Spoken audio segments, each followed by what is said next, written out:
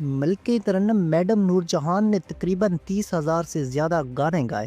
ان میں ہزاروں گانے ایسے بھی تھے جو گاتے ہوئے وہ خود بھی رو دیا کرتی تھی اور اپنے آپ پر بہت افسوس کرتی تھی، اور کب ایک بار یہ سوچنے بھی لگتی تھی یہ گانا شاید ان کی زندگی کا آخری گانا ہوگا۔ اس گانے کے بول اور میڈم نور جہاں کے دل کا درد اور روح کی تسکین بن جایا کرتے تھے، اور میڈم کو لگتا تھا جیسے یہ گانا انہیں کوئی پیغام دے رہا ہے۔ میڈم نور جہاں مدتوں ایسے دردناک گانے گاتی رہی، اور پھر ان کی زندگی کا وہ گانا بھی آ گیا جسے گاتے ہوئے انہیں ایک بار پھر لگا کہ یہ گانا ان کی زندگی کا آخری گیت ہوگا، اور پھر ایسا ہی ہوا، یہ گانا ان کے دل کا روگ بن گیا۔ 1995 میں ان کی آواز میں یہ گانا ریکارڈ کیا گیا، اور یہ گانا اپنے پیچھے سوگوار تاریخ بھی چھوڑ گیا۔ اس گانے اور جس فلم میں یہ گانا فلمایا گیا وہ بھی یاد کا نقوش چھوڑ گئی۔ اس گانے کے بعد میڈم نور جہاں نے کسی اور فلم کا گانا نہیں گایا، کیونکہ اس گانے کے دوران ہی ان کے دل کا درد جاگ اٹھا تھا۔ ڈاکٹروں کے منع کرنے کے باوجود بھی وہ یہ گانا گانے پر مجبور ہو گئی تھی، کیونکہ انہوں نے اس فلم کے ڈائریکٹر مسعود باور اور میوزیشین تافو سے وعدہ کر لیا تھا کچھ بھی ہو جائے وہ یہ گانا ضرور گائے گی۔ اس گانے کے پکچرائزیشن سائمہ اور سلطان راہی پر کی گئی تھی۔ سلطان راہی سائمہ کو چھوڑ کر جاتے ہیں تو فلمی منظر میں سائمہ ابھر کر سامنے آتی ہے، وہ گھوڑے پر بیٹھے ہوئے دور جاتے ہوئے سلطان راہی کو اس گانے کی مدد سے روکنا چاہتی ہے۔ درد میں آہوں کا پیغام تھا، زندگی کی بے ثباتی اور فنا ہونے کا اشارہ تھا، محبوب سے ملنے کی تڑپ، پھر یہ اشارہ حقیقت بن گیا، کیونکہ یہ فلم سلطان راہی کی وفات کے چند ہفتے بعد ریلیز ہوئی تھی، اور جس نے یہ گانا سنا وہ تڑپ کر رہ گیا۔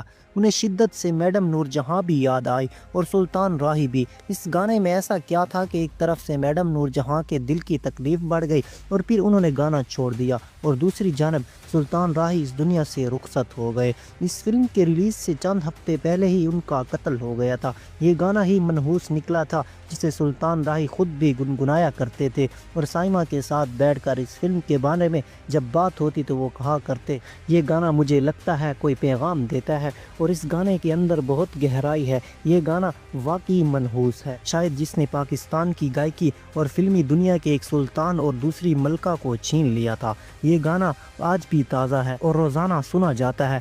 فروری 1996 میں ریلیز ہونے والی فلم سخی بادشاہ کی اس پاپولر ترین گانے کو سعید گیلانی نے لکھا تھا اور تافو نے اس کی دھن بنائی تھی۔ سعید گیلانی کہا کرتے، یہ گانا لکھتے ہوئے میں کئی بار رویا تھا، کیونکہ اس میں میرا اپنا درد شامل تھا۔ فلم کی سچویشن کے مطابق جب یہ گانا لکھا تو میں نے اس کو کئی دنوں تک ایک الفاظ میں گاتا رہا، اس میں مجھے اپنی روحانی کیفیات نظر آتی تھی۔ سعید گیلانی پاکستان کے مشہور ترین نغمہ نگار تھے، اور ان کے لکھے ہوئے گانے فلموں کی کامیابی کی ضمانت بن جایا کرتے تھے۔